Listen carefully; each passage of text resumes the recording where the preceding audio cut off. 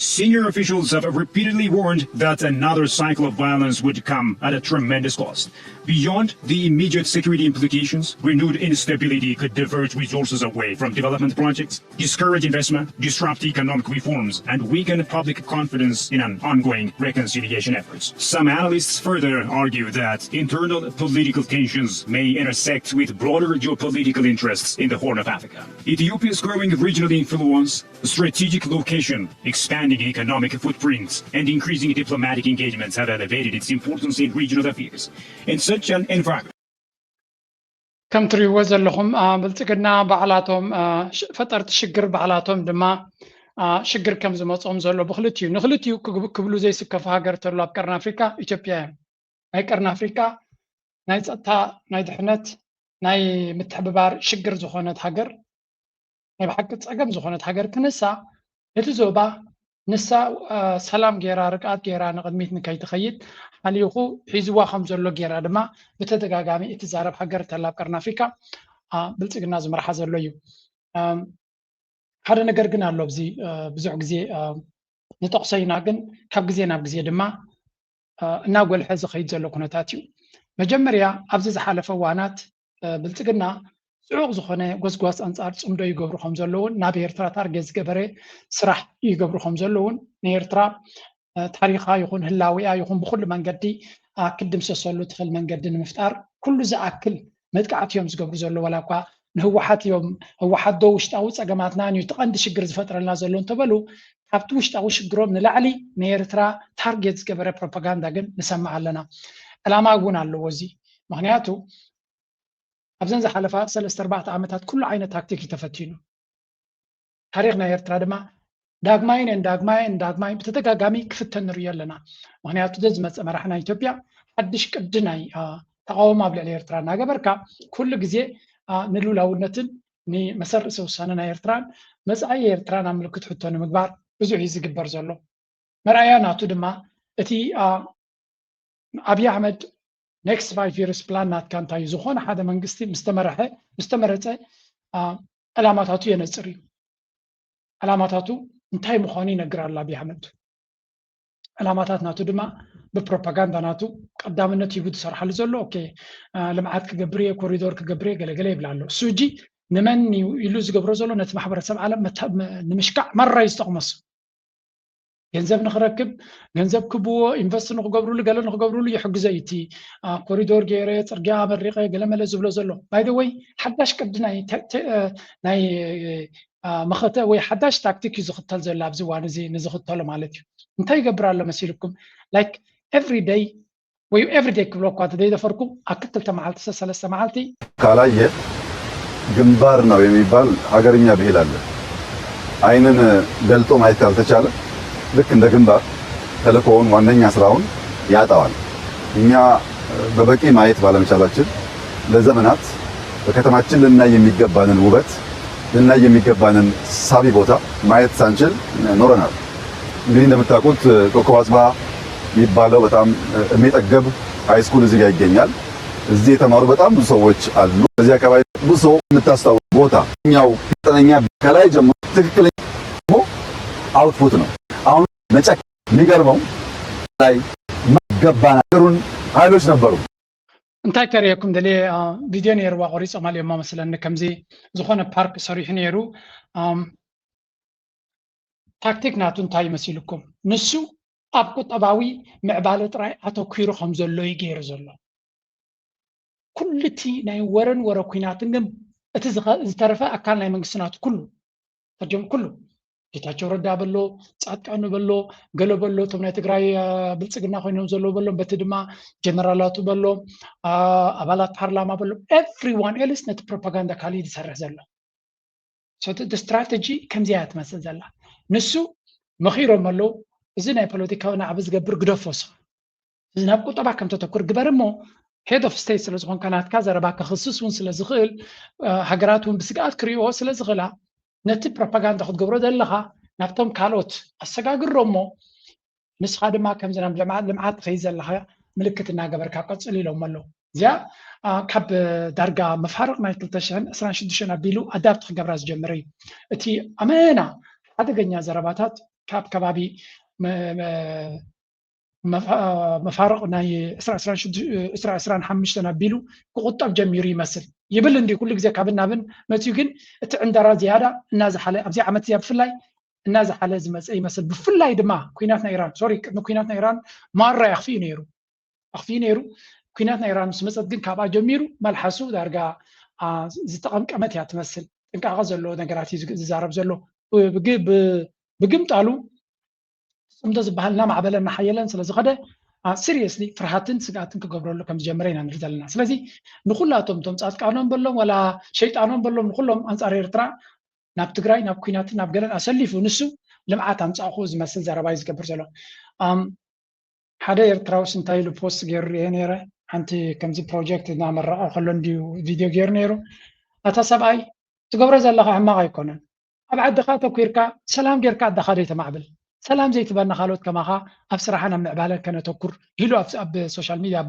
ኣብ ኤክስ ፖስት ገይሩ ነይሩ መብዛሕትና ኤርትራውያን ድማ ከሚና ንብል ኢትዮጵያውያን ትገብርዎ ዘለኹም ሽፋ ይግበረልኩም يتكمكم زوعلن زحدرن يخونكم هنا جن أبناتنا قد كنا تكر سلام هبونا هنا نقول لنا شو تميزنا يرتراو مبزح تسي كل زي كناتنا ورا كناتنا جنداتات زبونا زلوا نحنا كبسر حنا كباخرونا كبتل كندليو دلنا كناتات كنباخر سلذا جددنا زلوا زنجر زك يرالنا تصفان قبر نعوجي إثيوبياويان بلسقنا نعسميو نجارات تغيرلنا إلنا بين نجار يبلنا لكن at the end of the day ساتهم نيرترا كم كندا كان مغوسغوس يوم يمجرو مازلو ناب دبلوماسي انتاي قبرالو بلسقنا تاريخايو يمكن نحنا نيرترا قصال بزنا يصمدون ديم تخصوا لكم إيرترا تكبروا زلا نجر نابلو إيرترا ህወሓት ሕጉዞላ ካልና ህወሓት ዲፕሎማሲያዊ ከበባና የሐሰት ትርክት መረባቸውን እየዘረጉ የዘመናችን ልሳነ ባንዳዎች የባዕዳኑን የፋይናንስ መርዝ በመጋት ደግሞ በገዛ ወገኖቻቸው መካከል የግጭትና የጥርጣሬ እሳት እየለኮሱ አሁን ላይ ይገኛሉ። ከምዛ ትሪዋ ዘለኹም ንኤርትራ ኩሉ ግዜ አንጻሮም ንዓታቶም ኣብ ምዕባለ ከይከዱ ውግን ወረ ውግን ትገብሮም ከም ዘላ ምስ ግብፂ ትመክር ዘላ ካልኦት ፅምዶታት ምሶም ተኣኪቦም ዝመፁ ዘለዉ ጌርካ ንኤርትራ ጠቂንካ أبلاشيخا كم أكلنا بروباغندا خيركا بممتع نتيجة ترى تقبل زلا أنصارهم نعمل مخلاف تقبل كم زلوا غيرهم يمكشط وظيفة تنزلوا كل تأجر جراوش إثيوبيا زلوا إيرترا يقبلوا خم زلوا غيرهم يمكشط وظيفة تنزلوا at the same time نزيا كاونتر نمقبر انتهي قبروا عليه لكم نسو بستنقى بابينا زلوا هجرات سمدا جمير الله فوتوكوب سلزقونه انتهي قبروا جمير مالو لأن كان ناي سومال مراحمة سوى مالو أبزنك النيات رئيسي أبي أحمد مس جبتي تراخيب له مس روتو تراخيب له مس سوماليا صعوق زخون ركباتي قبر له أنت نقدر ما تبرها لك أبكرنا أفريقيا زبال زباريخا إيرتران السودان انتراي تريفن زلوا مالتي so he has already نخلا تمسي أبناتي أنكيل إتيومي بحادو خينا لناينا إذا مسل زرباينا نسمى زلنا حقدي حصوت كلنا نفلط نجارين إذا تقول دايتي جن انتايك جبريم زفت نزلوا كارنا أفريقيا بملونا أبحد مسمار لنا اتتريف زلوا بينه إيرتران السودان اليوم إذا دبلوماسي زجي أبي أحمد بعلو ترايز عليه زلوا يلكاك تزاربون كبد زبالي سلامتايكم لكم اللهم because بجاك جبتي to some extent سلستهم كالوت إمارات تزورهم يوم أوكي ስለዚህ ብድሕሪ መጋረጃ ነዚ ኩነታት መን ይቕሉ ሰኸም ዘሎ ንኽትግምት ኢማራት እንታይ ዓይነት ተራጥቃት ከም ዘላ ንምግማት ከቢድ ኣይኮን ምናልባት ካብ ኢማራት ኣነስ ውፅእ ክብል እየ እንድሕር ኢልካ ድማ ንመን ክትግምት ትኽእል ኣሜሪካ እንኮላይ ንሰለስቲኦም እውን ኣሜሪካ ዓብ ፅልዋ እዩ ዘለዋ ጅቡቲ ወሲካ ዋላ ንኣርባዕትዮም እውን ሓቂ ንምዝራብ ስለዚ እቲ ኤርትራ ትገብሮ ዘላ ፅምዶ ዝብልዎ ዘለዉ ምስ ሱዳን ምስ ህወሓት مس فانو تقبر الله مس جبس تقبر الله كبحال كله نساتهم جن أبغى انتهي قبر الله أنا صبوغ زخونة زندنا مس قرب عبتي كجبري فتنا له يزبل زلوا سلازي أفتنا يا بعلم درجة كرأزخل سئلي فتينا صلينا إيرترا حفظ صمدو كتول كتكل الله بتاعت مجارجة أنت ترى كوينو بقلت كسر راح يدخلني على صمدو بس عين حجنا خرج زلنا كنا ترينا إيرترا بقلتي كفوت بزخونة من قد صمدو مسوحات كترى ويون مسنايفانو كترى ويون ولا ون مساف كتر سافكا نهاجر هاجر زم حاضر زلو منقص سلو زغوني اتس اوكي السودان انت ترانا صقم يبلان بفلاي مسوحاتن مسفانو ግን እንተሎ ኮይኑ መስፋኖ ማለት እዩ ኣዝዩ ስውር ክኸውን ክኽእል ኣለዎ because at the end of the day ኤርትራ disturbing factor ወይ ከዓ ከምዚ ነቲ ውሽጢ ዓዲ ዘሎ ዳይናሚክስ ተበላሹ ዘላ እያ ዝብል ክሲ ናብ ጎልሐ ክመፅእ ስለ ዝኽእል እንታይ ሬካሱ ኣነ ምስቶም ሃገራት ዝላዘብ ዘለኹ ምስ ሃገራት ዝረዳዳእ ዘለኹ ናይ ቀርኒ ኣፍሪቃ ሰላም ርቃት ንክንገብር ድማ ንፀር ኣለና ሕብረት ኣፍሪቃ ምሶም ኣሎ ኢጋድ ምሶም ኣሎ እዚኣቶም ድማ ተሰማዕቲ እዮም ፈቲና ፀሊና ተሰማዕቲ እዮም ነዚ ሕጂ ዘሎ ልሕልዑ ዝኾነ ፖለቲካ ናይ ቀርኒ ኣፍሪቃ በዓላቶም እዮም ዝዝዎ ነይሮም ዝቕፅሉ ዘለዉ ስለዚ ኤርትራ ኣብ ኢጋድ የላን ኣብ ሕብረት ኣፍሪቃ ኣላ ማለት እዩ ግን again ሕብረት ኣፍሪቃ ዝበሃል ምስ ብልፅግና ብሓደ ዝሰርሕ ምዃኑ ብዙሕ ዘጠራጥር የብልናን ናይ ኣሜሪካ ኣምባሳደር ኣብ ኢትዮጵያ ዘለዎ እንተሪኢኻዮ ምስ ኣብዪ ኣሕመድ ብቐረባ ዝሰርሕ ዘሎ እዩ መርኣያ ናቱ ድማ እዚ ሕጂ ኣብ ልዕሊ ህወሓት ዝገብሮ ዘሎ ኩነታት እውን ክትግምግሞ ትኽእል ኢኻ so in general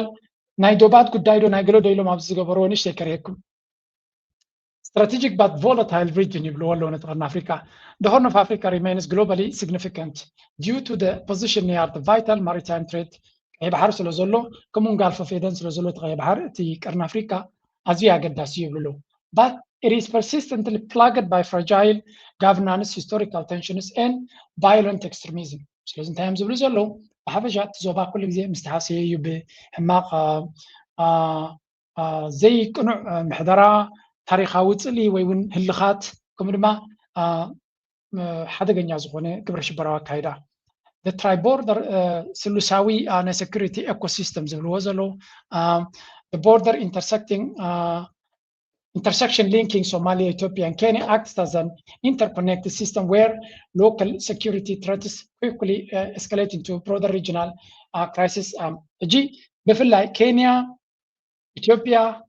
كمون سوماليا سلوساوي ناي security قال اللي هو مزبال معناته نتقبل شبرا ناي سوماليا كنا تكون نمتددا تباهي مالتي جزيتات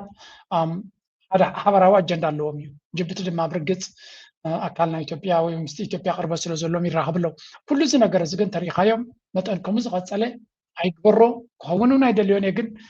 المحجي بتدقق جامعة أرنا استجبر سلوزغني حدش نجار كونا نايكلني this relationship زين أربعة هجرات در يوزلوا تحقق كاتريور زندنا يكون زياتهم نحبرون الرخيرهم نشتي مخنيات ترخيبهم من إيرترا حماق نمقبار كفن بسي يقولون ويكررادو يقولون زبلاك كله بتاريخ صبو غير زي فلت راي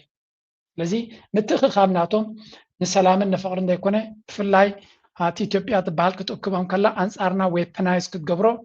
ከምኡውን ኣብ ሱዳን እውን እንትኾኑ ብሙሎም ዳርጋ ብሓደ እዮም ዘለዉ ንሰራዊት ሱዳን ምስቲ ዳዕመ ሰርዕ ዝስለፉ ዘለዉ እዮም ጅቡቲ ካብ ናቡ ግን ጅቡቲ ካብቲ ናቶም ኣጀንዳ ክወፅእ ዝኽእል ኣይኮነ ናይ ረብሓ ስለ ዝኾነ ሶማሊያስ ሊደርሽፕ ሃርድ ሶማል በዓል ኣብ ክብድ ዝበለ ሽግር ኣላ ብፍላይ እቲ ሓሰን ሼክ መሓሙድ ከቢድ ዝኾነ ወጥሪ ኣጋጢሞ ስለ ዘሎ ፅዑቕ ዝኾነ ዲፕሎማሲ ዘካይድ ዘሎ مستم كباب ناتو وشتا كونتاتو يل مالتيو سلازي تزغبرو زلو لناتو اجندا تاريخاي اتس امبورتانت جن متا اجندا دماتهم كالوت كاي تقموليم شجر كاريوم كم زو خازفتنو في لاي بالي اثيوبيا خمي غبريم the pivotal role of neighbors Ethiopia and Kenya have acted as a critical regional stabilizers لا Ethiopia and Kenya سي ناي مرغاغي تراز اوتاين يزبل Ethiopia منچنا شجر برنا يرقات كنكم يتفلتون يوم so times زلو proposed joint border security framework to tackle transitional زي حبراوي نايدو بصراحة كسرحو كم زقولوا قال ملاهم زهرب زلو زي حبراو كنسرحنا زبل كم حساب صبوق قدوس حسابيو لاب صبوق خيز زغليو على نجر جنزفراكا نزيك كم زعانتنا حبار سرحيلهم قمت ليلهم نبي إيرترا ويبنايز أنصار إيرترا خيتو كملو كم إيرتراوي سقعتن فرق معنا نبوريو مانيرو Understand where we're at right now, we actually need to rewind to 1950 with this brutally candid admission from U.S. Ambassador to the UN, John Foster Dulles. I mean, he openly stated that while justice demanded considering the Eritrean people's opinions, U.S. strategic interests made it absolutely necessary to link the country with their ally, Ethiopia. The source material we're looking at highlights this exact moment as the foundation. أجي انتايو أبزي هذا كردانا زلو إيرترا بزح فتناري الله أبزي عالم زي كل جزء إثيوبياويان نزا إيرترا تبال أكل نايتي next chapter ناتهم كيرم سوسد وايم حدش مراحم سمته كندي بزعبها قرون تاك جبريز بل بزعبها إيرترا تاك جبريز بال so ሕጂውን እንተኾነ ሓድሽ ምሕደራ ምስ ረኸበ ናብ ኤርትራ ገፁ ፖሊሲ ናቱ ዝቕይር ዘሎ ፕሮፓጋንዳ ናቱ ድማ ቀንዲ ናብ ኤርትራ ዘተኮረ እዩ ኣንስቲት ሚድያ ዝገበርዋ ነይሮም እዚኣ 4 ምዕራፋት ርዮማ ካብ ዘበነ ሃይለ ስላሴ ጀሚሮም ካብ መግዛእቱ ጀሚሮም ክሳብ ሕጂ ነፍሲ ወከፍ ናይ ኢትዮጵያ ምዕራፍ መንግስቲ ናብ ኤርትራ ዘቕንዐ ፖሊሲ ኣለዎ ናብ ኤርትራ ዘቕንዐ ድማ ንኤርትራ ሓደጋ ዝገብር እምበር ዝጠቅም ኣይኮነን እዚ ከንታይ ዘርእየካ ኤርትራ ሕጂውን እንተኾነ ኣቢ 5 ዓመት ይቕበል ኣሎ these 5 years are going to be challenging ሃይለ ስላሴ ዝገበሮ ነፍሱ ዝኸኣለ ንኤርትራ ነቲ ፌደሬሽን ተባሂሉ ኤርትራውን ዘይደለየቶ ንዑፍ ርእሱ ጠርኒፉ ሒዝዋ ክበልዓ ደልዩ ኣጋጣሚ ተሓኒቑ መይቱ ንኤርትራ በሊዑ ተሓኒቑ መይቱ ማለት እዩ ኣይጠዓሞን ድሕሪኡ ዝመፀ ስርዓት ካብ 74 ዕልዋ ምስ ተኻየደ ሓጎስ ጎፅ ክብሉ ፀኒሖም 77 ደርጊ መንግስቱ ሃይለማርያም ደርጊ ዝበሃል ሲስተም ሒዙ ሓይሉ ወፅዩ እንታይ ገይሩ ቀይ ኮከብ ዘመቻ ኢሉ ካብ ሶማል ቀጥታ ናብ ኤርትራ ገፁ ካብ ክልል ሶማል ማለት ናብ ኤርትራ ገፁ ኸይዱ ማለት እዩ ናብ ኤርትራ ድማ ክሳብ ዕለተ ግብኣተ መሬቱ ናብ ኤርትራ ምስ ኤርትራ እናተጨፋጨፈ ንኤርትራውያን ብታንክ እናረገፀ ብገለ እናጨፍጨፈ ላሕ ኣቢሉና ኣብ 91 ሳላ ጀጋኑ ደቂ ኤርትራ ነፃነታ ረኺባ 93 ድማ ብሬፈረንደም ህዝባ ድርዕና ንሓዋሩ ነቲ ሕቶ ናይ ኤርትራ ዛዚሞ ወል ከምኡ ኢልና ሓሲብና ቀፂሎም እቶም ምሳና ዝተቃለሱ እውን ኣይቀደውናን እዚ ኢኻ ድማ ኣብ ናይ ኢትዮጵያ ተስፋ ዘቁርፃ ካብ ዝሕግዘ ክትዛረብ ከለካ ናይ ኢትዮጵያ ነገር ወላ ንስኻ በዓልካ ኣብ ስልጣን ዘእተኻዮ እውን ክስልበጠካ ከም ዝኽእል ኢንፋክት ክልተ ግዜ ሪኢና ኣለና ህወሓት ብዓብዩ ለሚቴል የለ ርቤት ብዛዕባ ህወሓት ናይ ህወሓት ሓንቲ ዶኩመንታሪ ነይራ ብዝሓለፈ ካልእ ግዜ በይና ክሰደልኩም እየ ፃድቃንስ እንታይ ኢሉ ካብ 1990 ሓደ ዓመት ናፅነት ክተርፋ ከሎ ንኤርትራ ማለት እዩ ክሳብ ሓደ ዓመት ክተርፎም ከሎ ህወሓት ታንኪ ዝዝውር ሰብ ኣይነበሮምን ኢሉ ሓደ ዓመት ናፅነት ክተርፎም ከሎ ህወሓት ዝተቃልሲ ናይ ህወሓት ማለት እዩ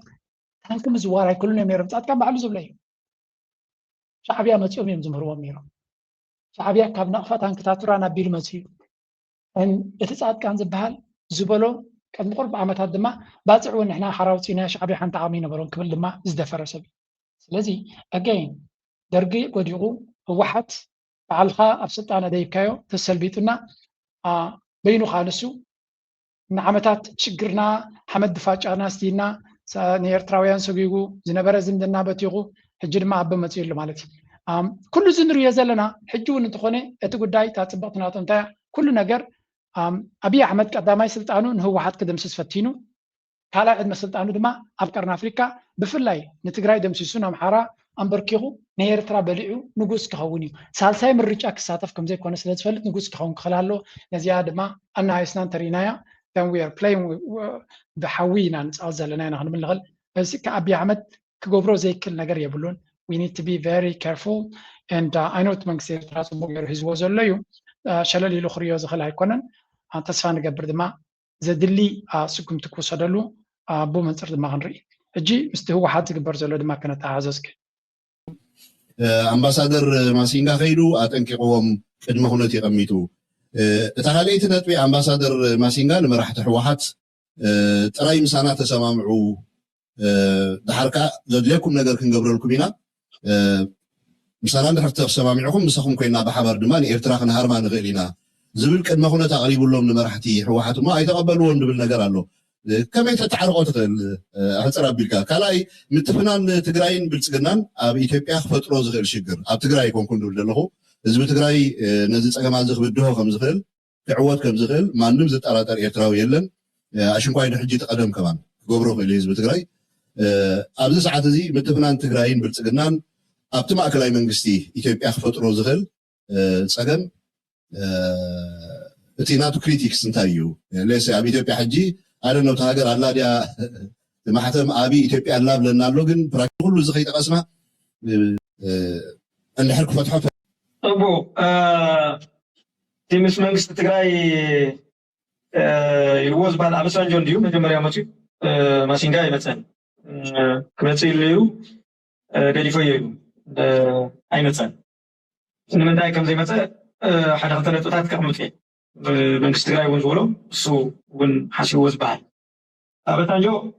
ምስ መፀ እንታይ ክገብር እዩ መኪሩ ንመንግስቲ ትግራይ ኣፍልጦ ናይ ምሃብ ዝመስል ፕሬዚዳንት ናይቲ ክልል ኣዘራሪበ ገለ ዝብል بدبلوماسياዊ ቋንቋ ትርጉም ስለ ዘለዎ ከም ዓይነት መልእኽቲ ክሕልፍ ሞኪሩ ሕዚ ክልተ ነገር ብደንቢ ክንርኢ ዘለና ይመስለኒ እዚ ናይ ኤርትራን ናይ ትግራይን ዘሎ ናይ ኣምሓራን ናይ ትግራይን እንደገይን ናይ ኣምሓራን ኤርትራን ዘሎ ምንባብ ፅምዶ ንብሎ ንሕና ንስርዓት ብልፅግና ሕማም ሲ ስለዚ እንታይ እዮም ዝገብሮ እዚ ተዓንቶ ዝበልካዮ ክልተ ነገር እዮም ሒዞም ዝመፁ ብፍርራሕ እውን እኒአ ብምብላድ እውን ኣሎ ክልቲ እዩ ብምፍራሕ እንታይ እዩ እዚ ድሕር ዘይገርኩም ናይ ኣሜሪካ ኢንተረስት ይጉዳእ ስለ ዘሎ ንኢንተረስትና ንምኽባር ኢልና ንወስዶም ስጉምትታት ክህልው እዮም እዚ ከምዚ እንተገይርኩም ግን ሓቢርና ክንሰርሕ ንኽእል ኢና ኣብዚ ድልዋት ኢና ክትርብሑ ትኽእሉ ኢኹም ንኣብነት ኣብይ ኣሕመድ ንምሕላው ትገብርዎ ወታደራዊ ምንቅስቃስ ንሕና ሪዘርቬሽን ኣለና ይብሉኻ ማለት እዩ ንምንታይ ከምኡ ዝብሉ ስርዓት ብልፅግና ኩሉ ነገሩ ንዌስተርን ጋሓጉ ኢሉ ዝሃበ ናይ ኤምኤፍ ናይ ቁጠባ መትከላት ቅቡል ዝገበረን ኣብ ናይ ኢትዮጵያ ጉዳይ ከም ድላዮም ከሳስ እዩ ኣብ ውሳኖም ክሳተፉ ክሻብ ዘኽእል ማዕፆ ዘርሕቦ እዩ ስለዚ እዚ ክንረኽቦ ንኽእል ዘይንኽእል ንስኹም ናብ ስልጣን ተመፂኹ ዝብል ሓደ ዓብዪ መገምገሚ ነጥቦም እርግፀኛ ስለዘይኮኑ ከምዚ ዝግበር ኣብ ላዕሊ ኣብዪ ዝግበር ነቲ ዝገብሮ ዘሎ ተግባራት ንምቕባስ ዝግበር ብስግኣት ይርእይዎ እሞ እምበኣር ከምዚ ኣይትገብሩን ከምዚ እንተገይርኩም ከምዚ ይዝብሉ ካብኡ ብሓደ ወገን ከዓ እንታይ የምፁ ንሕና ዝብሉና እዚ እንተገይርኩም መንግስቲ ኤርትራ ተኣልዩ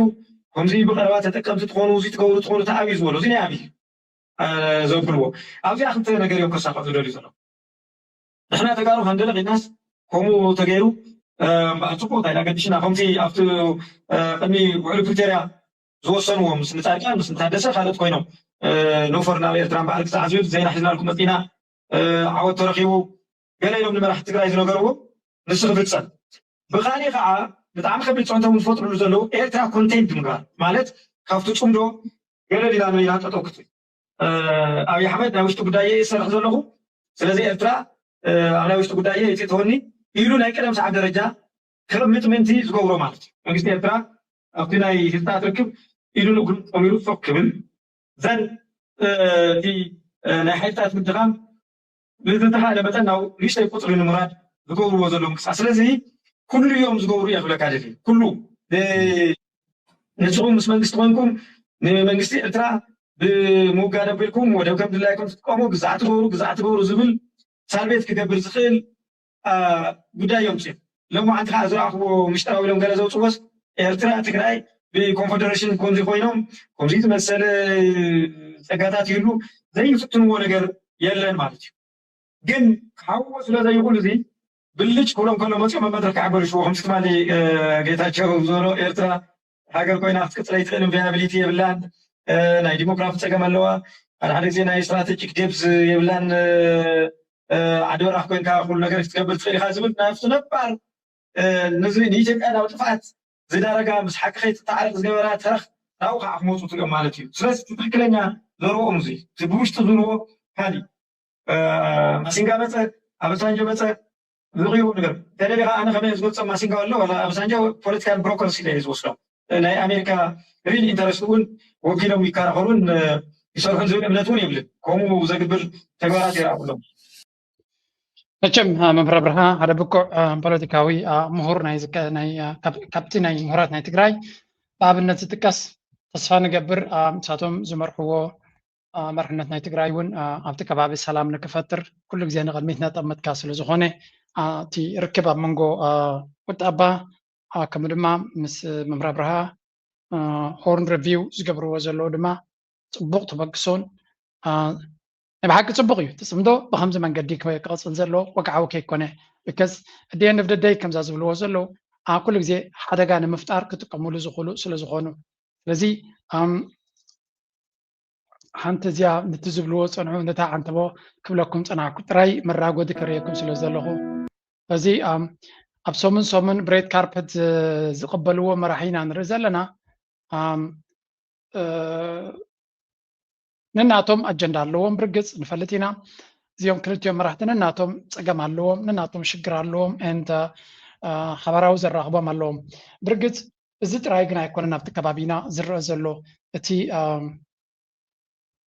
እንታይ ኢኻ ክትብሎ ትኽእል ከምዚ ዘይተኣማምን ፖለቲካስ ብዙሕ ግዜ እዩ ዘሎ ንቐፅል ኣብዚ እውን ለንቀናይ ሓደ ናይዛ ኢትዮጵያ ትበሃል ዘይርዳእካ ነገራት ኣሎ እዩ Imagine Saudi Arabia and Ethiopia moving toward the same strategic destination. The two countries often viewed regional affairs through very different lenses. Saudi Arabia traditionally aligned itself with broader Arab positions on issues such as the Nile, while Ethiopia increasingly asserted its own strategic interests as one of Africa's fastest growing regional powers. Yet today, something remarkable is happening. Not because old disagreements have disappeared, but because a far greater challenge has emerged. The Red Sea, a waterway responsible for carrying a significant share of global trade, has become one of the world's most unstable maritime corridors. Missile attacks, drone strikes, shipping disruptions, escalating insurance costs, and growing uncertainty for governments and investors alike. Suddenly, the question facing Riyadh is ሕጂ እንታይ እዮም ዝብሉ ዘለው ብዙሕ ግዜ ድማ ንሪኦ ዘለና ስዑድያ ኣገለ ፖይንት ንኣብይ ኣሕመድ ፃውጡ ከም ትፈጥረሉ ዘላ ሓያል ዘረባ ይግበር ነይሩ ኣብቲ ጉዳይ ናይ ሱዳን ሓያል ፃውጡ ክትገብር ከም ትኽእል ወይ እውን ትገብር ከም ዘላ ዝገልፅ ሓበሬታ ክንሰምዕ ፀኒሕና ኢና እንተኾነ እዚ ድምፂ ናይ ስዑድያ ቀስ እናበለ እናቃመ ንሪኦ ኣለና ብዘይ ምግናን ማለት እቲ ድምፂ እቲ ቅሂሙ እዩ የለን ኣብዚ እዋን እዚ ስለምንታይ ቅሂሙ ወይ እውን እንታይ እዩ ኮይኑ ንዝብል ድማ መጀመርያ ስዑድያ ካብ ኣሜሪካ ፈሪሃ ድያ እቲ መንግስቲ ሱዳን ምስ ሙስሊም ብራደርሁድ ጠቕላላ ተደምሲሱ ክንብላ ንኽእልና ግን we have not witnessed ከምዚ ናይ ኢማራት ኢፌክቲቭ ዝኾነ ሓገዝ ንዳዕመ ሰሪዑ ትገብሮ ዘላ እዚ ኣነ ሓደ ካብቲ ዘገርመኒ እቲ ኢማራት ከምኣቶም ሃገር እዩ ምስ ኣሜሪካ ረብሓ ኣለዎ ምስ ካልእ ረብሓ ኣለዎ ንረብሓናቱ ግን ኣግረሲቭሊ ዝሰርሑ ዘሎ ሃገር እዩ እቲ ረብሓናቱ ድማ እቲ ዝሕዝን ክፋል ሃገራት ደፍርስ ዘሎ እዩ ሃገራት ምፍራስ እቲ ኣጀንዳ ናቱ ንዑ ካውንተር ክገብሩ ዝኽእሉ ዓቕሚ ድዩ ገንዘብ ድዩ ዝሓስሮም ድሌት ድዩ ዘይብሎም ከምኡ ንኸይገብሩ ዝኽልክሎም ሓይሊ ድዩ ደሎም ሸውሃት ድዮም ደይብሎም I didn't understand this quite well ኣብ ጉዳይ ሱዳን ይኹን ወላ እውን ኣብ ጉዳይ ሶማልያ ካብን ኣብ ሰንከልከል ክርኢኻ ግን እቲ ኢማራት ዝበሃል ኣግሬሲቭሊ ምስ ኢትዮጵያ ድዩ ምስ ዳዕመ ሰሪዑ ድዩ ምስ ካልኦት ብርቱዕ ዝኾነ ምንቅስቓስ ክገብር ከሎ እቶም ካልኦት ሃገራት ዓረብ ወላ እኳ ተፃራሪ ረብሓናቱ እንተለዎም ከምቲ ዝድለ ክንቀሳቐሱ ዘይትርእዮም ጅዝንቲ ቀዳምነት ስለ ዘይብሉ እቲ ነገር ናቶም ነቲ ነገራት እቲ ቀዳምነት ስለ ዘይሂብዎ ድዩ ብዙሕ ነገራት ክትንትን ትኽእል ኢኻ ሜቢ ዘይገድሶም ክኸውን ይኽእል እዩ ሜቢ ኣብታ ዘየለው ክኸውን ይኽእል እዩ ሜቢ እሱ ቀዳምነት ከይኮን ይኽእል እዩ ልዕሊ ኩሉ ድማ እታ ግምት ናተይ ኣነ ኣሜሪካ ንስዑድያን ንኢማራትን ማዕረይ ትርአንን እያ ዘላ ንኢማራት ከም ድሌትኪ ንስዑድያ ግን ተጠንቀቕ ዝመስል ኣካይዳ እውን ትርኢ ኢኻ እጂ ስዑድያ ድማ ፍርህ ኣለዎ እቲ ንጉስ ግን ኣንጻር ኣሜሪካ ክኸይድ ብፍፁም እኳ እዩ ድሌት ዘይብሉ ዘዋፅኦ እውን ኣይኮነን ብዙሕ ፀገማትን ስለ ዘለዎ ኣብ ስልጣን እውን ተረጋጊኡ ኮፍ ስለ ዘይበለ ከምዚ ኩሉ እዚ ክትሪኦ ከለካ ሕጂ ሓደ ነገር ክነግረኩም እየ እንዴስ ክትሻክ የለርበ ኢማራትን ስዑድያን ብዙሕ ዘከራኽር ነገራት ኣለዉ ኣብ ኢትዮጵያ ግን ክልቲኦም ምስ ኣቢ ይሰርሑ ኣለዉ ክልቲኦም እየ ዝብሎም ስዑድያ ሚልዮንስ ኢንቨስት ገብር ዘላ ካብ ነዊሕ እዋን ኣብ ኢትዮጵያ ብዙሕ ረብሓ እዩ ዘለዋ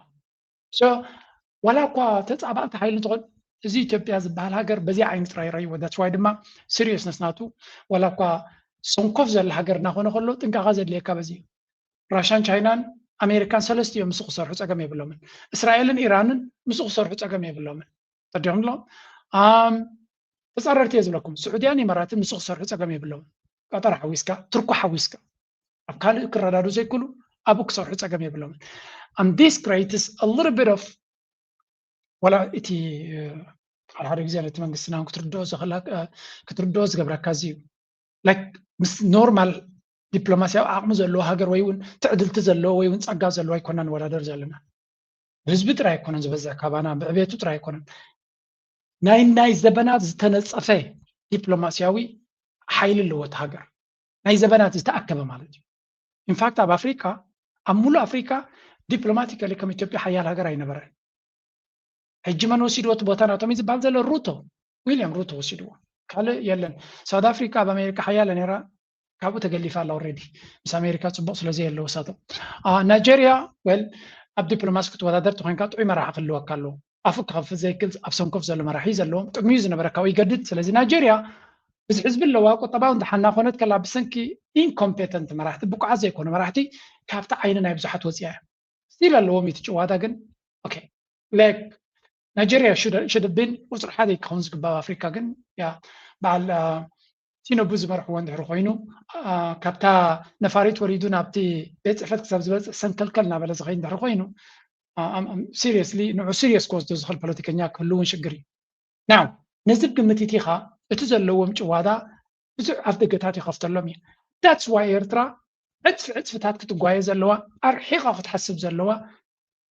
ሓደ ካብቲ ስቡሕ ዝኾነ ዲፓርትመንት ናይ ኤርትራ ክኸውን ዝግብኦ እቲ ፎሬን ፖሊሲ እቲ ናይ ሚኒስትሪ ጉዳያት ወፃኢ ናይ ኤርትራ ዝበልሑ ሰብ ዝኣትዎ ፕሮብሌሽተይ ካብቲ ፖለቲካዊ ፅልና ታሪክ ክነግረኩም ኣነ ተምሃራይ ኣብ ዝነበርኩሉ ኣብ ኤርትራ ኣብ ዩኒቨርሲቲ ኣብ ዝመሃረሉ ዝነበርኩ ካብ 2002 ክሳብ 2006 ማለት እዩ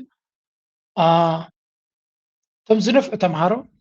ኣብቲ ኣርት ዝበሃል ሳይንስ ን ኣርት እንዲና ንብሎ ነርና ሶሻል ኣርቲስት ሶሻል ማለት እዩ ኣብቲ ሶሻል ዝበሃል ዝበለፀ ነጥቢ ዘምፅኡ ዝነበሩ ኣብቲ ዲፓርትመንት ናይ ፖለቲክስ ዝበሃል ዲፓርትመንታዊ እዮም ዝኸዱ ነይሮም ገለ ካብቶም ዝበለፁ ማለት ካብኡ ድማ ናበይ ይኸዱ ነይሮም ናብ ፎሬን ሚኒስትሪ ይኸዱ ነይሮም ብገይሮም ከ ዲፕሎማትስ ክኾኑ ይኽእሉ ኣምባሳደራት ክኾኑ ይኽእሉ ሶ ኢን ሰንስ ኣይ ዶንት ኖ ከመይ ገይሩ ዲዛይነት ኮይኑ ዲፓርትመንታት ናይ ሃገር ኩሉ ግዜ ምስ ፕራዮሪቲ ናይቲ መንግስቲ ዝኸይድ ምስ ቀዳምነት ድሕሪ ናይቲ መንግስቲ ኣብ ህንፃ ዘተኩር ኮይኑ ሞር ኢንጂነራት ከፍሪ ተደልዩ ነቲ ዓውደ ትምህርቲ ናትካ ድማ ኢንጂነራት ንፋዓት ተምሃሮ ናብ ኢንጂነሪንግ ከም ዝኣትዉ ክትገብሮም ኣለካ ሕርሻ ቀዳምነት ተለካ ኮይኑ እቲ ሕርሻ ኣትራክቲቭ ክትገብረ ኣለካ ብኡ ፅቡቅ ስራሕ ክረኽቡ ተጀሚሩ ንፋዓት ተምሃሮ ናብ ሕርሻ ክኣትውልካ ናብ ኩሉ ከምኡ ዲማንድ ሰፕላይ ኣብቲ ዓውዲ ስራሕ ፅቡቅ ዕድልን ናይ ዕብየት ኣፍ ደገን ዘለዎም ክንቲ ኮይኑ ብዙሓት ናብኡ ክኸዱ ይኽእሉ እዮም ሕጂ ተምሃሮ ድማ ከምኡ እዮም ነይሮም ክመርፁ ከለዉ ተገዲዶም ኣይኮኑ ንዑ ንፍዓት ንስኻትኩም በዓል ክስታብ ዝተው ዝብለካ የለን በዓልካ ኢኻ ክትመርፅ ከለካ ግን ቅድሜኻ ንዑ ተማሂሮም ዝወዱ ናበይ ከይዶም ኢልካ ትሓትት ብዙሕ ግዜ ክትሓትት ከለካ ናብ ፖለቲክስ ኣትዮም ነይሮም ወፂኦም ከንታይ ኮይኖም ይብሉ ሽዑ ኣብ ፎሬን ኣፌርስ ይሰርሑ ኣለዉ ገሊኦም ደገ ይኸዱ ነይሮም ክኾኑ ሜይቢ እጂ ምስ ከምኡታት ፖለቲካል ሳይንስ ብል ዲፓርትመንት ሲ ማራ ኣትራክቲቭ ነይሩ ኣና ክዝክሮ ከለኹ ማለት ብዙሓት ንፋዓት ተምሃሮ ኣብኡ ይኸዱ ነይሮም ብናትና ተሓሳስባ ድማ ኣብ ፎሬን ሚኒስትር ምስራሕ እውን ዓብ ነገር እዩ ነይሩ እንታይ ክብለኩም ኢለ መልሲ ኢልና እንተሪእናዮ that's actually what we need brilliant ሰባት ናይ ኤርትራ ኣብቲ ፎሬን ፖሊሲ ክህልውና ኣለዎ ኣፍኮርስ ዓመታዊ ዝነፍዓው ክኸይድ ኣይደልን እየ ግን ኣዝዮም ንፍዓት ብቁዓት ዲፕሎማት ክህልወና ኣለዎ ስለምንታይ እቲ ኣንፃርና ዘሎ ሓይሊ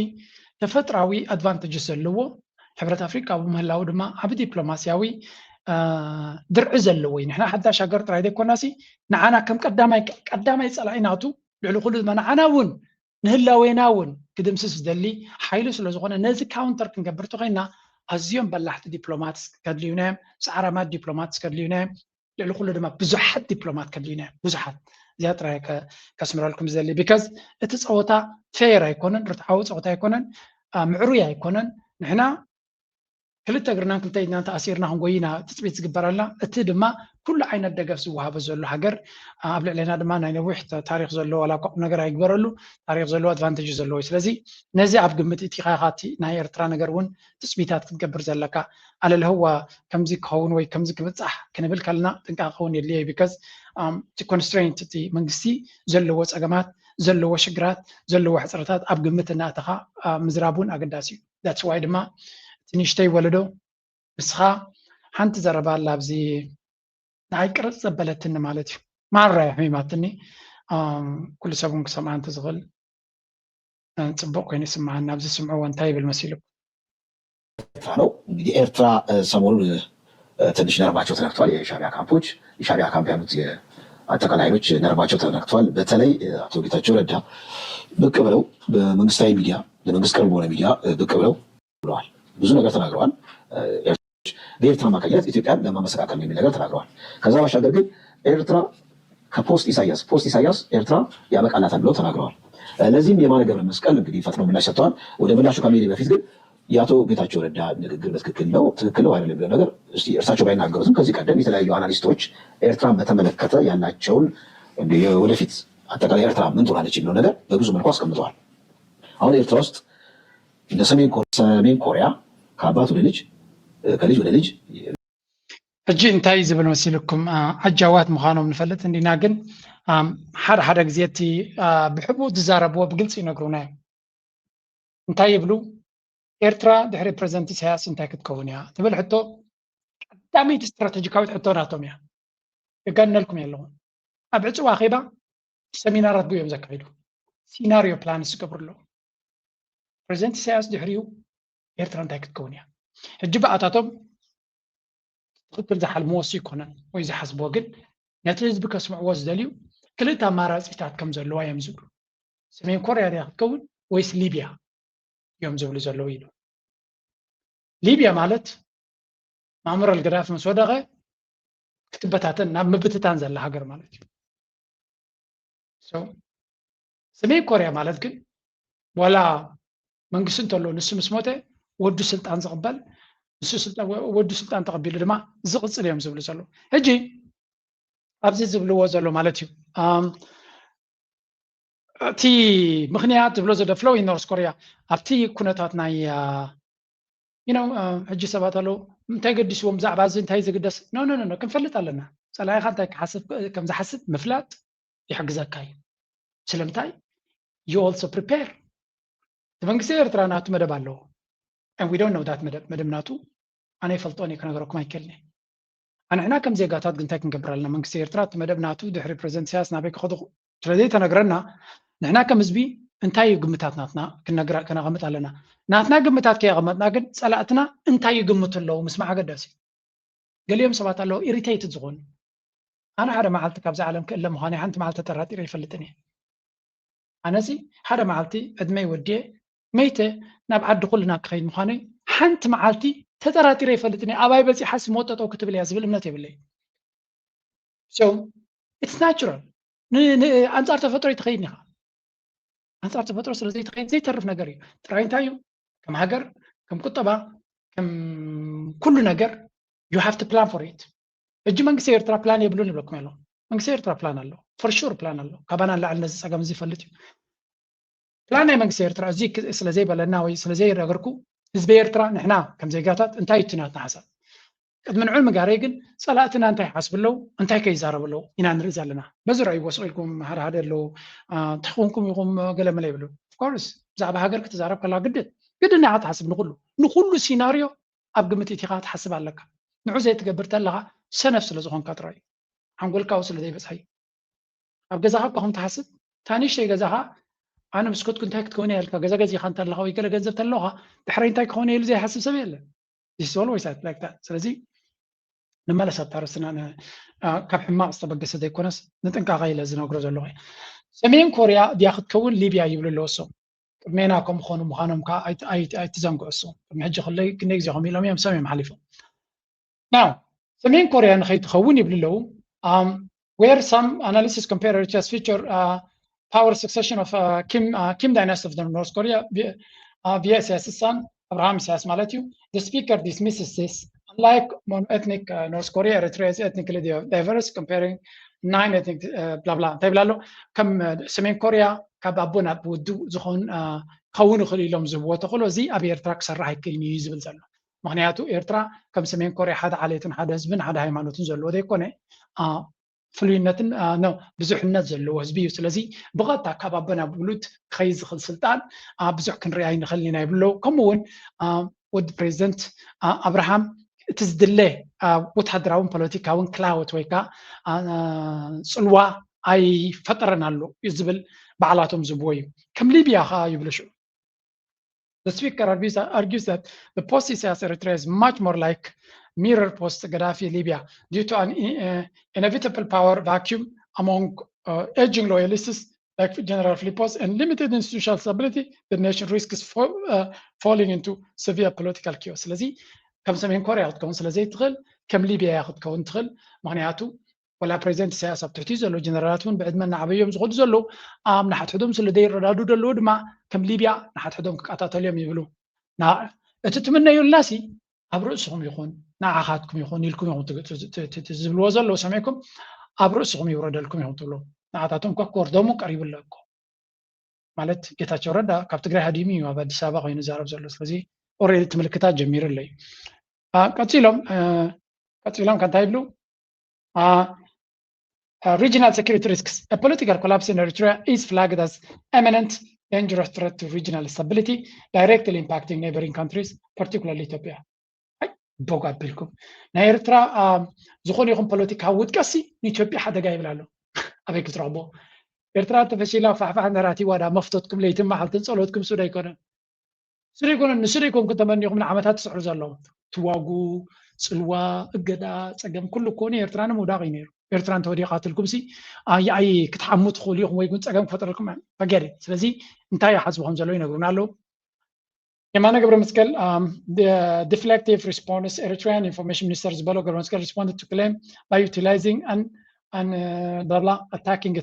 ጌታቸው ረዳ ንዝበሎ ክምልሱ ከለዉ መንግስቲ ኤርትራ ነቲ ኩንነት ስለ ዝፈልጡ ዘለዉ እዮም ከምኡ ዝብሉ ዘለዉ ብምባል instead of outlining a clear transition plan የማነ's rebuttal focus on historical western bias against Eritrea the force ስለዚ ነቲ ጌታቸው ረዳ ዘምፅኦ ሓበሬታ ኤርትራ መልሳ ይሃበትሉ ንጌታቸው ረዳ ጥራይ ክትነቀፍ ምፍታነ ድማ ፕላን ከም ዘይብሎም እዩ ዘርኢ ገለ እዮም ዝብሉ ዘሎ ፕላን ተለዎም ዶ ንዓኹም ዶ ዳሕዲሖም ክነግርኹም ኮይኖም ስለዚ ዝኸበርካ ህዝቢ ኤርትራ እንታይ ክገብሩልካ እንታይ ይሓስቡልካ እንታይ ይውጥኑልካ ከም ዘለዉ እቲ ሓሳብ ዝዛረባ ዝነበረ ካብዚ ጋብና ዝመፀት እያ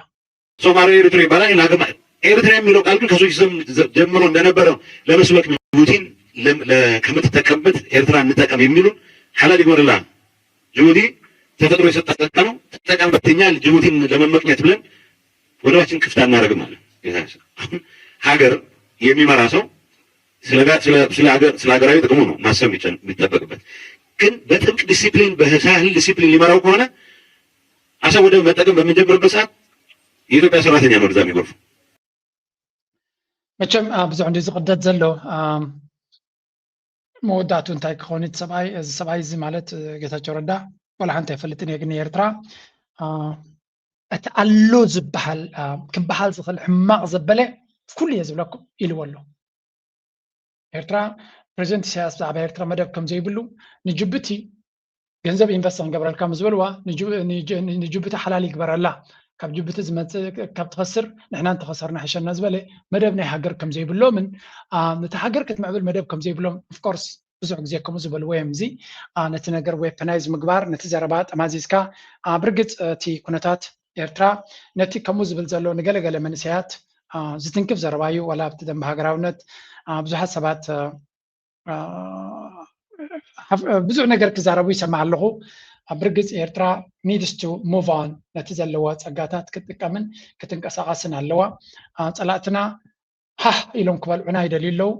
ከምዛ ንሪኦም ዘለና ንክውሕጡና እዮም ዝመጣጠሩ ዘለዉ ኣይፈጥረሎም እዩ እንተክውሕጡና ፈቲኖም ድማ ኣብ ገረሮም ጠጠው ክንብል ኢና ሞት ሓኒቆም ክሞት እዮም this is all I know ሕጂ ናብ ኤርትራ ገፅና ነተኩር ሓደ ቅዱስ ኤርትራዊ እንታይ ያውፅኡ ነይሩ መስለኩም ብዛዕባ ኤርትራ ሲ the next let me show you ሓንቲ ኣበያ ዘላታ ቪድዮ ክረኽበን ተኽኢለ ማለት እዩ give me a second ክደልያ ኣለኒ እንታይ ኣፍልዩ ኢና ክንበሃል ዝግባእ ሕጂ ስእሊ ርኢና ሓቀይዶ እንታይ ኣፍልዩ ካብ ስእሊ ወፃኢ ዝተገብረ ነገር የለን ኣስፋር ኣዛይኖ ይዛረብ ዘሎ ካብ ስእሊ ወፃኢ ዝተገብረ ነገር የለን ካልኣይ ኣብቲ ምርኣይን ምስማዕን እምበር ኣብቲ ምሕሳብ ዘድልዩ ኣይተተኩር ሰባት ኣብ ዙርያኻ ክእከቡ ምትጀመሩ ክልተ ሓደጋታት ከጋጥመካ እዩ ምስልካይን ምጥርጣርን ሰባት እንተሰልክዮም ናብ ካልእ ክኸዱ እዮም እንተተጠራጢሮም ድማ ብዛዕባኻ ጽቡቕ ገይሮም ምሕሳብ ክጅምሩ እዮም ስለዚ ነቶም ስልክያት ተዘናግዓዮም ነቶም ተጠራጠርቲ ድማ ኣርሕቆም ነዚ ንኽትገብር ተዋስኦ ተጠቀም ነብስኻ ብምቸት ኣኽብባ ንሰዓብትኻ ብዝርአ ጽቡቕ ኣህንኖም ኤንቶም ብጉርም ትርኢት እብላዮ እዚ ንጥፍሽና ሓሳባትካ ንኸይርእይዎ ይከላኸለልካ ጥራይ ዘይኮነስ ዝያዳ ቓልቦን ዝያዳ ሰዓብትን ክስሕበልካ እዩ ንኹሉ ስምዒታቶም ሰሓቦ ነፍንጫኦም ዕጣን ንእዝኖም ህዱእ ሙዚቃ ንዒንቶም ድማ ሰሓብቲ ስእልታት ተጠቀም ፍሉይ ባህልታትን ልምድታትን ኣድላይ እንተኾይኑ እውን ሓድሽ ቴክኖሎጂያዊ መስርሕታት ተጠቀም ኣብዛ ካልአይቲ መምርሕኸ ስምጉንናት ብኸመይ የተግብርዋ ብፍሉይ ዝሓሳብ እስክኸዱ እዮም መቸም ፓወር ትብል መፅሓፍ እንዲዮም ዝዛረቡ ዘለዎ 48 laws of power ንመን እዮም ዝጥቀሙላ ዘሎ መሲልኩም نزيب زتري وطناكم سنة برقيدنا حمدي لستبقسسي أرماي ميتيو يلوم لنكنه سوري أب كفرنا تدي تنقركم ميتيو يلن كيدن حدا خلت تسأل تاد وسألوا عبر ريستورانت خيدهم مسخون حدا حلافة سألون كينوز حلفة ميتيو يلو أرديوم يتاچو ردان ساعت كانن بزيوم غيروم يوم قال الرجيم تنجا بيرترا حسيبهم نيرو ميتي سلطن እጅን ታይብሉ ሎ በታ መጽሐፍ ዛ the 48 laws of power بتብል እታ ዘረባ ድብልዋ ጸንሑ አብይ አሕመድ ዝጥቀመላ ዘሎ ታክቲክ ያ ያቶም ግዳ ቤና አቅሞምን ቤና አፍልጦም ከገብርዋ አብይ አሕመድ ግን ብሙላታ ዝብላ ጸነ አብይ አሕመድ ተመልክትኩም ተሪኹማ he is doing exactly that to maintain his power. In fact ኢትዮጵያውያን ካብ ምሕር ነዚ ብርጌድ ንሓመዱ ሰመያዊ ማዕበል ድብልዎ ዝነበሩ ንዑ ረሲዖሞ ቀጠለያ ማዕበል ዝበሃል ጠሚቆም ኣለው ኤሪትሪያን ኢስላሚክ ኦፖዚሽን ሊደር ሃይማኖታዊ ቃልሲ ድማ ጀሚሮም ኣለው እንታይ ብለሉ ሊደር ኦፍ ደ ግሪን ሙቭመንት ቀጠለያ ምንቅስቃስ ዝበሃል ከዓ መፅኡ ኢሎ ማለት እዩ ሓክም ሰሙንካ ሓክም ብላዕዊ ስተዩ እንዳ ከም ትሪእዎ ዘለኹም እቶም ስእሊ እትዮሞም ዘለዉ ባንዴራ ናይ ኤርትራ ገለመለ እንታይ ኢሉ ነይሩ ለንከነ ኤርትራ ኢስላሚክ working with Ethiopian regime to bring political change in Eritrea ምስ መንግስቲ ኢትዮጵያ ሰሪሕና ፖለቲካዊ ለውጥ ክንገብር ኢና ዝብል ዘሎ ከመይ ዝበልዎም መሐመድ አደም ኢሎም ኣሎ ከመይ ዝበልዎም በትክታት እዮም ተወሊዶምና ዘለው ዘገርም እዩ ዝኾነ አብይ አሕመድ ዝብሎ ዘሎ ንጹር ሳቶም ካብ ትሕቲኡ ኮይኖም ዝሓልሞ ዘለዉ ድማ ፋንታዚ ኢና ንርኢ ዘለና ዝኾነ ናብ ኤርትራ ዘይተፈተነ ነገር የለን ሕጂ እውን ክፍተንዩ ፈቲኖም ክሳብ ዘግ ዝብሎም ይቐፅሉ በለዎም ስኢልካ ትሪኦም ናው ሓንቲ ብዚያ ሓደ ኤርትራዊ ዝገበራ እስከስምዑ 2026 to 2030 National Development Plan. The fourth pillar.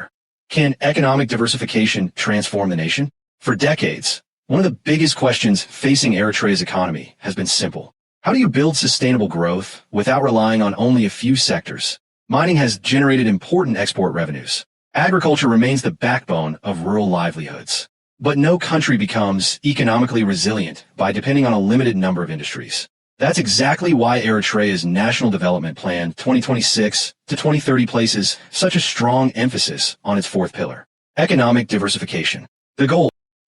ንፈ ኤርትራዊ አንጽቦት ዝኾነ አናሊሲስ ገይሩ ኤርትራ ስለምንታይ ኣብ ሕርሻ ኣዝያ ኣተኪራ ክሰርሕ ከም ዘለዋ እዩ ዝምጉት እዚ ድማ ሕርሻ ድማ ኣብ እንስሳ መፍረ ናይ እንስሳ ዘተኮረ እዩ ዝብል ዘሎ እጂ ብሓፈሻ እቲ ማዕድናትን ገለ ንገብሮ ዘለና ሰርቫይቭ ንክንገብር ይሕግዘና ኣሎ እዩ ዝብል ዘሎ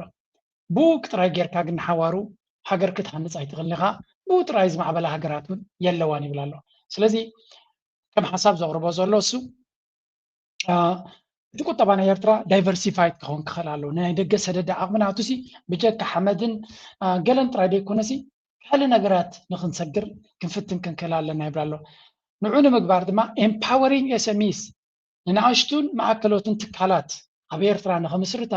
መንግስቲ ኤርትራ ሓድሽ ሕጊ ኣታትዩ ሓድሽ ፕላን ክገብር ኣለዎ ኣድቨርታይዝ ድማ ክገብር ኣለዎ ከምኡ ድማ ለቃሕን ሓገዛትን እውን ከደላድል ኣለዎ ስለዚ እዚ ሓደ ካብቲ ከም ሓሳብ ዘቕርቦ ዘሎ እዩ ስሞል ኤንድ ሚዲየም ኢንተርፕራይዝ አር ሃይላይትድ ኣስ ክሪቲካል ኤንጂንስ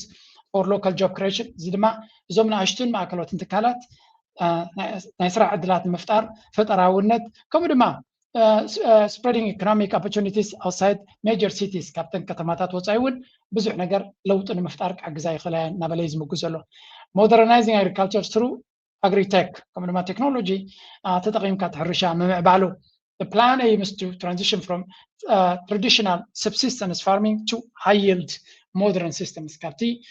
ጥንታዊ ሕርሻ ናብ ዘመናዊ ሕርሻ እዚ ድማ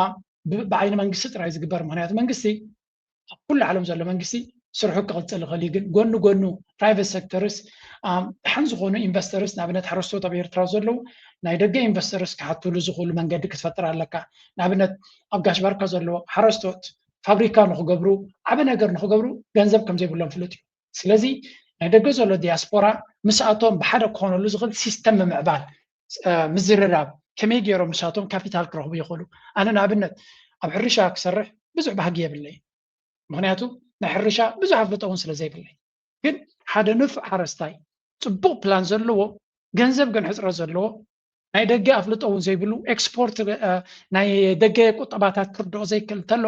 أنا كابيتالن نايدقة كونيكشن بمفتار مش حدا حرستاي نفع حرستاي كسرح كمون فابريكا خفتر مونت فابريكا كم يجيركا ندقة إكسبورت قبر لاب كمو خقبر مدبع لنا مالتيكم كميلو حدا زعد ما نتزركب دسنا بلني جوي مقبر كونت السبت وي من توم سباتياتو انتاين مالتي زي أبزي معبول العالم شلطوا تحكم فينشر كابيتالز بالزي ገንዘብ ዘለዎም ሰባት አለው ሐሳባት ዘለዎም ሰባት ካለው እቲ ገንዘብ እቲ ሐሳብ ዘለዎ ንብረት ዘለዎ ፋብሪካ ንሸይ ዘላቶ መፅዩ ነቲ በዓል ገንዘብ ከምዚ ሐሳብ አለኒ በጃ ኸባ ኢንቨስት ግበረለ ይብሎ እንተ ዕጊቡካ ተን ዘለዋ ገንዘብ ኢንቨስት ክትገብረለ ትኽእል ኢኻ ነዚ ነገር እዚ ድማ ከም ሲስተም ከተማዕብሎ እዩ ዘለካ እዚ ማለት ሐሳብ ዘለዎ ሰብ ኢንቨስተራት ክረክበሉ ዝኽእል ዕድል ብርግፅ ሐሳባት ናይ ኤርትራውያን ሓደ ቻይናዊ መፅዩ ወይ ሓደ ዓረብ ኢንቨስት ክገብረልካ ይፅበን ኢኻ ምክንያቱ ክርዳእካ ይክእልኒ ክፅመመካ ይክእልኒ ኤርትራውያን ግን ኣብ ደገ ዘለዉ ዝርከቡ ገንዘብ ዘለዎም ምስ ካልኦት ኣሕዋቶም ኣብ ኤርትራ ዘለዉ ብሓደ ክሰርሕሉ ዝኽእሉ መንገድታት መንግስቲ ነዚ ፕሮግራማት እዚ ኣብ ምስፋሕ ዓብዪ ስራሕ ይፅበየና ኣሎ ግዜ ድማ ይኸደና ኣሎ ግዜ መራ እዩ ዝኸደና ዘሎ ዶናልድ ትራምፕ ንኣብነት እገዳ ልዕልዎሎ እንተበልና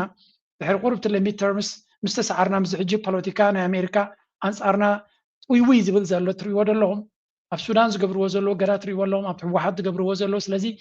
ኣይ ዶንት ኖ እንታይ ከጋጥም ከም ዝኽእል ስለዚ we should be really moving fast مرة خنقلطفن كنغوين زلنا خويني دسمعنا انا مخنياتو ازي امريكا زبالنا عنا نمصيا ابتوشتو سي عنا كص يقص دلي وعدات يكون سلازي زون كمون نتي حرشا مبعبال بروسيسينج سيستمز درغام زاتك زيت منغسير بريزنت سياس كزارب كله زبليو جن عندي تمنغستي فقاد مهابن كوردينيت مغبارن حب سراح كسرح كغلالو بزيناي منغست سراح بزيناي منغستي مسلات ማንም ትካል ክስራሕ አይከልኒ ማንም ትካል ይዝብለኩም መንግስቲ ዓብ ተራይ ዘለዋ መንግስቲ ግሮስ እዩ ሃገራት ሰብ ኢንቨስት ገብረለን ዝኸይት መንግስቲ ዓዳሚ መንግስቲ ዝተሓባበር መንግስቲ ስለ ዝኾነ ተራይ ሩዋንዳ ታይት መንግስቲ ይዕድም እዩ አድቨርታይዝ ገብሪ ሙጽ ይብል ዌብሳይት አሰርዩ አውሽ 3 ሰዓታት ትካልካ መስሪትካ ባንክ አካውንት ክትከፍት ትኽእል ኢኻ ይብሎ ዱባይ ሰብ ዝኸይኩም እዩ ስሉጥነት ስለ ዘለዎ كمو مزجبر كاي سب ود عد خايخون ولا كال زي قامت إنفست قبل الكازل أبو دما إذا أكل بق عزلهم أوشت أنا بدأ جنس لزلونا راينا زينا جرزي كم هجراوي chapter وسيت كم هجراوي جندا قدامنا تيب كسر حلو تغيلو سقول لاب جنبارا زلمة نسي زبالة عد الرغيبو كم عبللون هي وتك مرحلة زغل من قدك مفتر نخلينا بتوم استرفو ململ سراوي دما زبالة الدموز سراويتنا يرترا تبهج موياك هون يزدل يعني قل حيال منسي أنا سوت هدرنا إرترا كوني يلو زبه قالوا لأن ما نمسرح دموست اللي هو تهدر دسب لنا أنا بإرترا ما نأتي إرترا هذا جاز اللي هو هذا جاك ما تأزغل هجر سل زغنت مل زغنت كم زاب سواك نعلم كلنا ذكرده ثم نفعت علمتهم زغنيرو كابتا قلقلوت مالتنا بنت دايم سخاوت تعرف كا أنا خلو خزنا برا السيستم مالتي نفع جوياي فتان مزجيبهم علامك خون خلي علام مخان مالت عبنا جري سراويتنا إرترا دم كم يوم كون زلوا ململ زخون نفعات راي كون وزغلو لعلم مانم لعلم ممهر لعلم انجينير وند مستلوم دما حلال مانياتو تهاجر مكل خال تزعبيه سرحن تلخون سلو زخونه ناتي تمني تزيو حسابي مغلاسه ما غيسمعكم خونا بالكون هلو مارسب زلو تابايز في الحساب تلكم ابريتو كومنت سكشن كسبيكم مسايز الرعم تغينون سمعكم دس بلاني هلو مارسب زغنو دينا ثانك يو فيري ماتش